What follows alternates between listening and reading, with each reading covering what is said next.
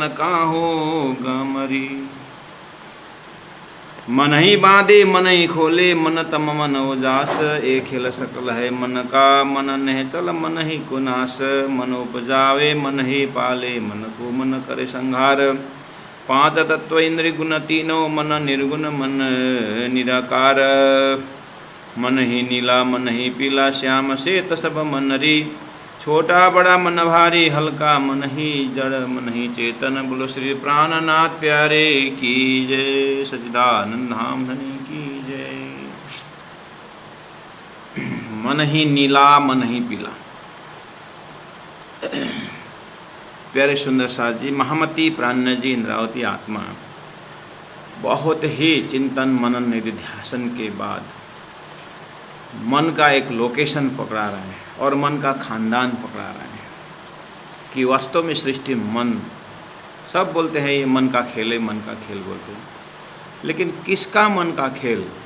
तारतम्य ने उसका पूरी तरह जड़ मूल से बता दिया। मन का खेल ठीक है, किसका मन का खेल है? तो अक्षर का मन का खेल। और अक्षर किसका मन है? अक्षरादित परब्रह्म परमात्मा का चैतन्य मन है। हो तो ये सारी सृष्टि जो है मन की है, और हमारे अंदर छोटा रूप में वही मन काम करता है। आत्मा तटस्थ है और बस मन का ही सारा लेन देन है। तो प्रायः हम मन के विषय में, मन को बस करने के विषय में, मन का एक धूर्तपना सब हम परिचित हैं, लेकिन तारतम्य की गहराई से उसका प्राण जी ने पूरा खानदान बता दिया। तो मन ही नीला मन ही पीला, कल हमने बताया। मन ही नीला, नीलकंठा करके महादेव जी को संबोधन किया है, वो भी मन का ही रूप है। किसका? शेष नारायण जी। और मन ही पीला, धरती का गुण रंग है पीला, और धरती ब्रह्मा जी का प्रतीक है, तो ब्रह्मा जी पीला।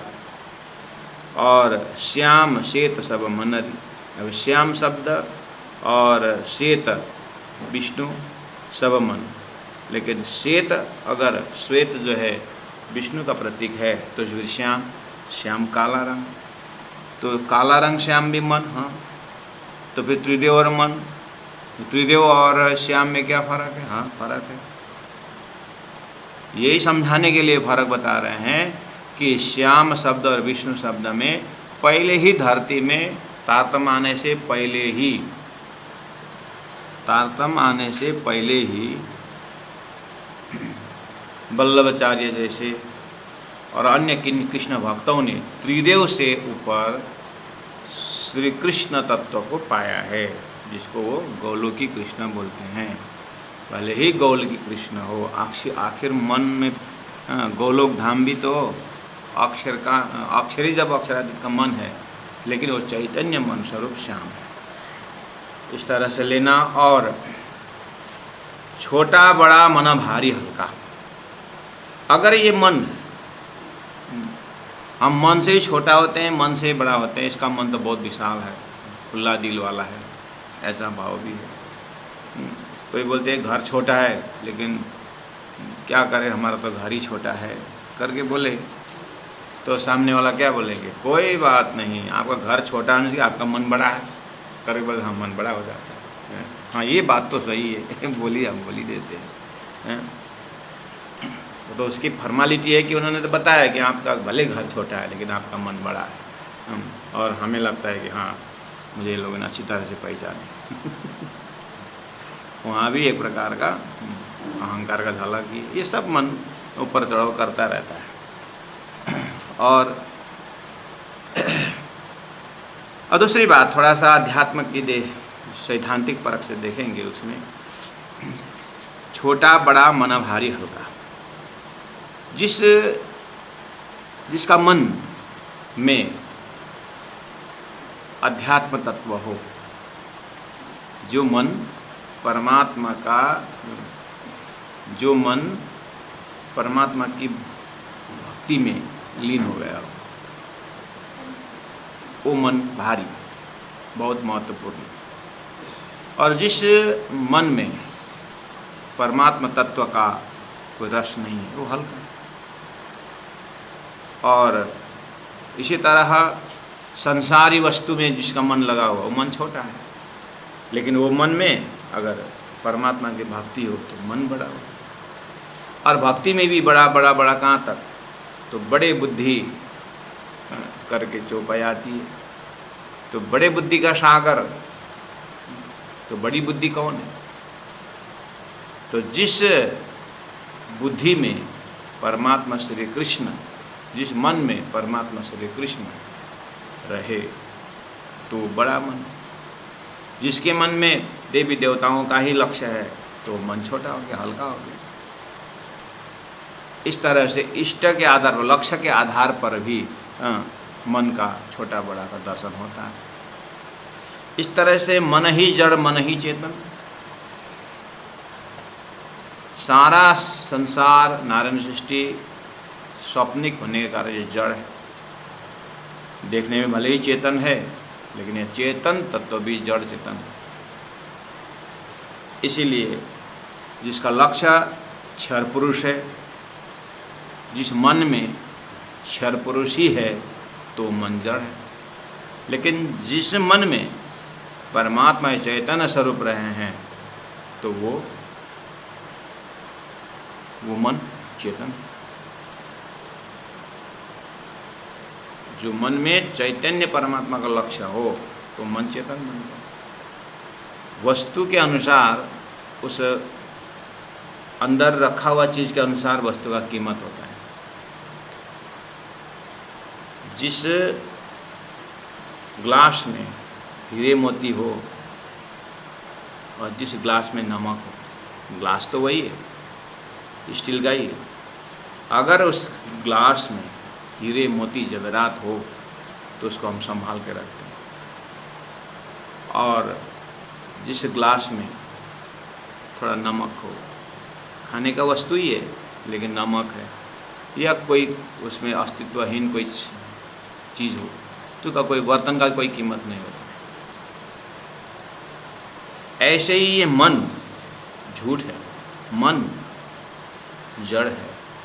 लेकिन इस मन में अगर तारतम्य द्वारा चैतन्य परम धाम का स्वरूप बैठा हो, तब तो फिर ये उदाहरण में जैसे वस्तु के अनुसार उसका कीमत, बर्तन का कीमत था, ऐसे मन का कीमत बढ़ जाए। इसलिए मन ही जड़ मन ही चेतन करते करते आखिर अक्षर भी एक परिभाषा में, तो सत के अनेकों कला में एक कला अक्षर ब्रह्म शास्त्रीय परिचय होते हुए भी अक्षरातीत पर ब्रह्म परमात्मा का मन स्वरूप तो है अक्षर ब्रह्म। तो अक्षर ब्रह्म मन स्वरूप हुए तो अक्षर अविनाशी है, कूटस्थ है कि नहीं, तो मन चेतन हुआ कि नहीं। लेकिन उसी का प्रतिबिंब स्वरूप नारायण सृष्टि जो है, भगवान नारायण जो उत्पत्ति होते वो जड़ हो। मन ही मैला मन ही निर्मल। मैला गंदा मन के कारण है। अगर मन ने ये खाते पीते उठते बैठते उसका खाली शरीर का ही पोषण की बात हो, संसार का संबंध कहीं जो चीज़ अटका हुआ, तो मन मैला है, क्योंकि वस्तु मैला, संसार मैला। लेकिन अगर परमात्मा श्री राज महाराज के हृदय में क्या है, परब्रह्म परमात्मा स्वरूप के विषय में, उस आत्म तत्व के विषय में, परमात्मा तत्व के विषय में अगर चर्चाएं हैं इस मन में, तो मन स्वतः निर्मल है। इस तरह से मन खारा तीखा मन मीठा, मन खारा मन तीखा और मन मीठा, यह भी त्रिदेव के प्रतिनिधि की बात आती है। मन खारा जन्म मरण का चक्कर करने वाला, माँ का पेट जो है वहाँ खारा जल है, ये मृत्यु पर, ये जन्म परक है मन खारा। और तीखा शिवाजी का जो, महादेव का जो कर्म है, शंकर भगवान का जो कर्म है, वो थोड़ा निर्दयी होना ही पड़ता है। जीव को जबरदस्ती खींच के निकालना पड़ता है। उसको अच्छा नहीं लगता है शरीर छोड़ना, लेकिन छोड़ना ही पड़ता है। उस समय में तीखा काम हो जाता है। और मीठी माया बल्लभ की, मीठा है विष्णु भगवान का माया, मीठा है। इस तरह से यही मन सबन को देखे। अब देखना, यही मन सबन को देखे, मन को किनौ न दीठा। यही मन सबन को देखे। अक्षरातीत सिद्धार्थ जी महाराज का मन अक्षर ब्रह्म अपनी बेहद लीला को देखे। और यही मन, अक्षर का मन, अव्यय के द्वारा स्वप्न देखे। लेकिन स्वप्न में जो नारायण का मन है वो अक्षर को ना देखे। यही मन सबन को देखे और मन को, यानी अक्षर का मन अव्यकृत को किनौ न दीठा। धरती में न नारायण ने देखा, न शेष नारायण देखा, न त्रिदेव ने देखा, न संसार का स्वप्निक जीव ने देखा। किसी ने नहीं देखा। किसको? अव्यकृत ब्रह्म। कार्य कारण महाकारण यही कहीं है करके भले ही देखे, लेकिन अक्षर के इतने सारे फैकल्टी में एक जो है, एक फैकल्टी अव्यकृत तत्व जो है, उसको संकेत में कहा महाकारण यही कहीं है करके बताया। पादस्य विश्वभूतानि त्रिपादस्य अमृतम बताया। तो पादस्य विश्वभूतानि, अक्षर ब्रह्म का एक पाद से, अव्यकृत पाद से, मन भाग से, मन का भी मन से सृष्टि हुई है। इसीलिए अक्षर का मन, सारा सपना मन दिख रहा है। इसलिए यही मन सबन को देखे, अक्षर का मन सब देखता है। और मन को, अक्षर का मन अव्यकृत को किन्हौ न दीठा, कोई नहीं देखा। इसलिए सब मन में महामति प्राण जी इंद्रावती आत्मा जैसे के मन में, सब मन में, उनके मन में परम धाम की 25 पक्ष लीला से देखकर, अक्षर ब्रह्म की सारी बेहद लीला को लेकर, और नारायण सृष्टि का ही कार्य कारण महाकारण और नित्य प्रलय, नैमित्तिक प्रलय सब मन में, इंद्रावती आत्मा के मन में सब। और बिना तारतम्य वाला मन में ना कछु मन में। क्यों? जो भी है वो नाशवंत है उसके मन में जो है, इसलिए ना के बराबर हो। और इंद्रावती आत्मा हृदय में तो तारतम्य द्वारा नाशवंत जीव को भी अविनाशी तत्व है, तो सब मन में और ना कछु मन में। इसीलिए खाली मन, मन ही खाली। क्यों? जो अस्तित्वहीन, जो अस्तित्वहीन लक्ष्य ही उसके मन में लटका हुआ है, शरीर संसार व्यवहार, तो खाली हाथ आया जाएगा, खाली हाथ जाएगा, जाने और कुछ साथ में तो नहीं जाएगा। और मन को खाली मन, फिर बोले मन ही में ब्रह्म। हाँ, तारतम्य द्वारा जिस परब्रह्म परमात्मा का लक्ष्य है, तो फिर इसी मन में परमधाम परमात्मा लटक रहा है, तो फिर मन ही में ब्रह्म ही। इसीलिए कहते हैं महामत मन को सोई देखे। महामति कहते हैं, महामत कहे मन को सोई देखे। अपने मन को, सृष्टि के मन को, अक्षरातीत परब्रह्म परमात्मा के मन को, जो अक्षर है, और अक्षरातीत परमधाम के अंदर परात्मा का मन जो है, जिस मन में 25 पक्ष परमधाम के सिवाय कुछ है ही नहीं। महामत मन को सोई देखे। ऐसे मन को वही देखे जो कौन? जिना दृष्टि खुद खसम।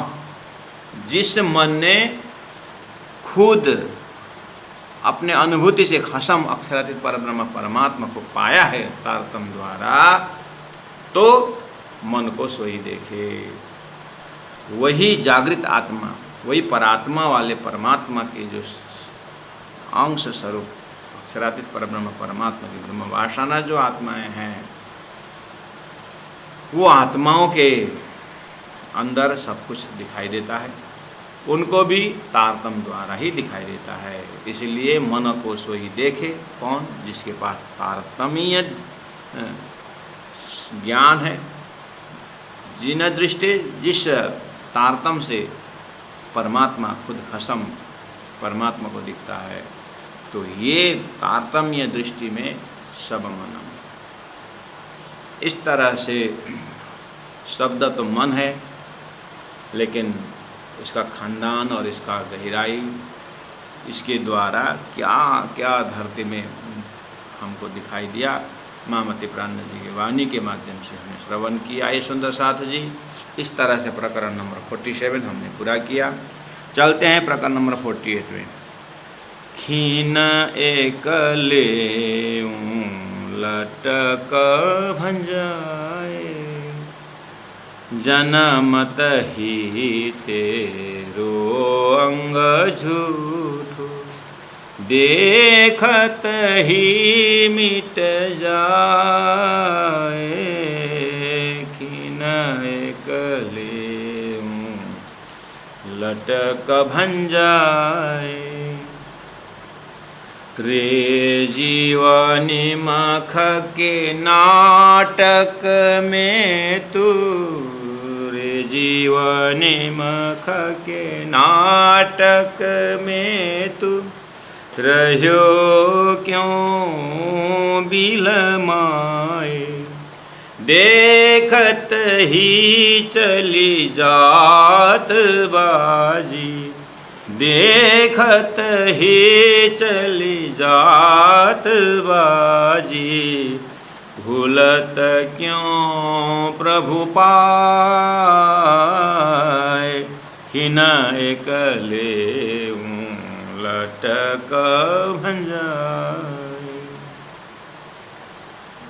महामती प्राणनाथ जी इस प्रसंग के विषय में गुरुजन का कहना है, गुरु की महिमा, गुरु के मुखारविंद से कहा है कि ये दीप बंदर के प्रसंग में, दीप बंदर में जयराम मुखंसरा के इस परिवेश में सुंदर साथ को समझाते समझाते उनके मुखारविंद से तो इस तरह से एक भाव रखते हैं, खिन एक लेऊं लटक भंजाए।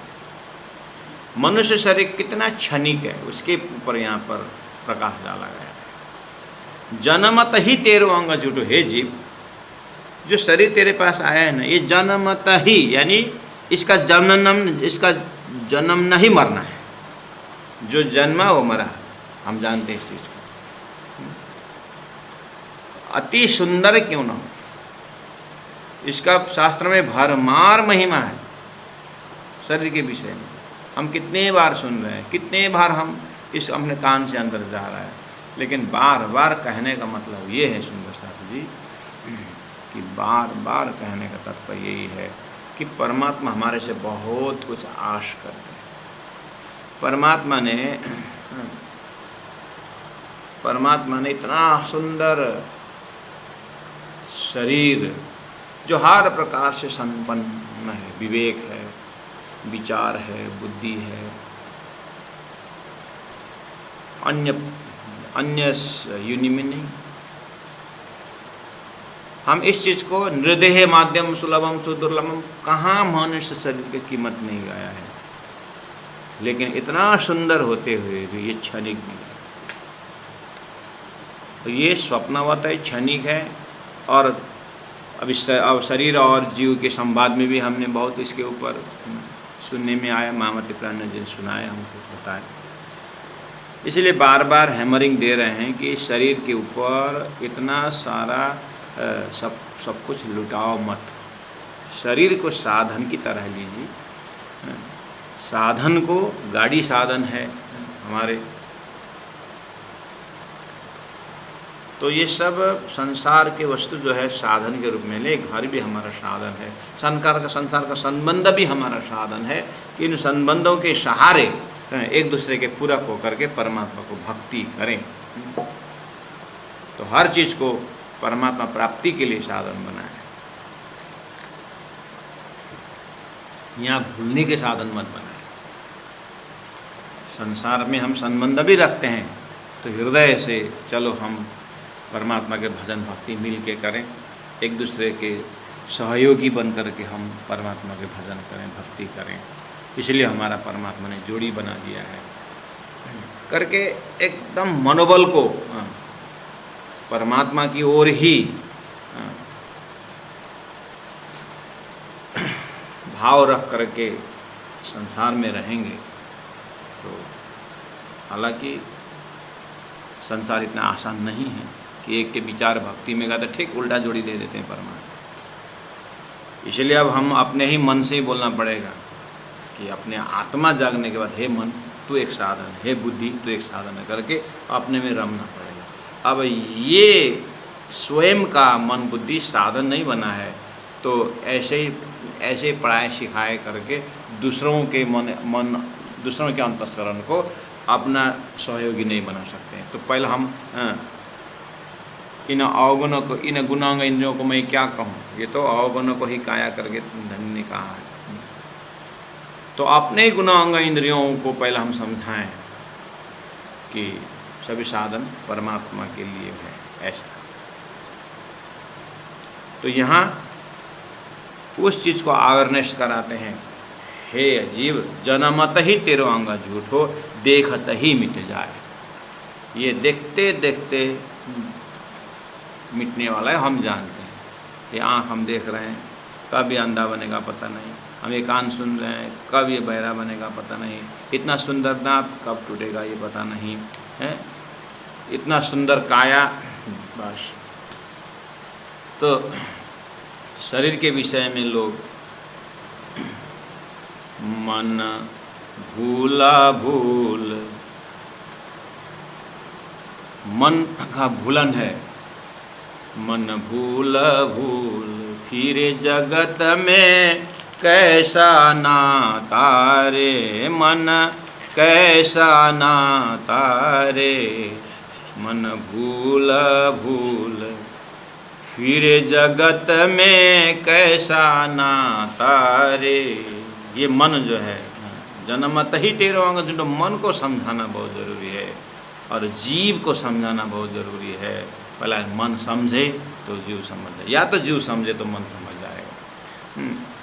इस तरह से सुंदर सुंदर शब्दों में संतों ने भजन बनाए हैं और चौपाइयाँ हैं। कितने कितने प्रकार से हम मनुष्य को समझाए हैं परमात्मा।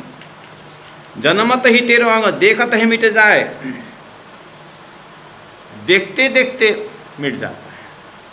मन भूला भूल फिरे जगत में कैसा नाता रे, मन कैसा नाता रे।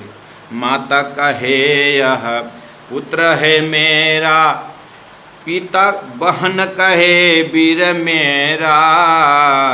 माता कहे यह पुत्र है मेरा, बहन कहे वीर मेरा। भाई कहे यह भुजा हमारा, भाई कहे यह भुजा हमारा। नारी कहे नर मेरा रे। मन भूल भूल फिरे जगत में कैसा नाता रे, मन कैसा नाता रे। पेट पकड़ कर माता रोए, बाँह पकड़ कर भाई। पेट पकड़ कर माता रोए, बाँह पकड़ कर भाई। लपट झपट कर तिरिया रोए, लपट झपट कर स्त्रियाँ रोए। हंस अकेला जाए रे, मन भूला भूल फिरे जगत में कैसा नाता रे। मन कैसा नाता रे। सोना जैसा काया जल गई, कोई न आए पासा रे। मन भूला भूल फिरे जगत में कैसा नाता रे। सोना जैसा काया जल गई, कोई न आए पासा। हाड़ जैसे लकड़ी जलती, केस जले ज्यों घासा रे। मन भूला भूल फिरे जगत में कैसा नाता रे। मन कैसा नाता रे। घर की तिरिया देखन लागी, ढूंढ फिरी चौपासा, घर की स्त्रियां देखन लागी, ढूंढ फिरी चौपासा। कहत मुकुंद सुन भाई साधु, कहत मुकुंद सुन भाई साधु, छोड़ जगत की आशा रे मन भूला भूल, फिर जगत में कैसा नाता रे मन कैसा नाता रे। संत जनों ने इन्हीं चौपाइयों को मनन चिंतन करते करते बहुत ही सुंदर सुंदर शब्दों में शरीर के प्रति इसका अस्तित्व को देखते हुए, किसी ने भजन के माध्यम से, किसी ने दोहा के माध्यम से, श्लोकों के माध्यम से हमें ये प्रेरणा दे रहे हैं कि शरीर होते ही बहुत कुछ करना है। ये शरीर होते ही तारतम्य सिद्धांत में तो गुरु जी मंगलदास ने कहा, ये झूठे आँख से परात्मा के आँख लगाओ, झूठे कान से परात्मा का कान लगाओ, झूठे जीवा से परम धाम परमात्मा के जीवा परात्मा के जीवा को जगाओ। बहुत कुछ कहा। जन्मत ही तेरो अंग झूठो, देखत ही मिट जाए। संसार के कोई भी चीज़ बहुत अच्छे से अच्छे सुंदर फूल, लेकिन पीछे तरफ मुरझाने का गुण मैं बार बार बोल रहा हूँ। स्वामी चिन्मयानंद यूज्ड टू से, seeing a beautiful nose of a beautiful opposite partner.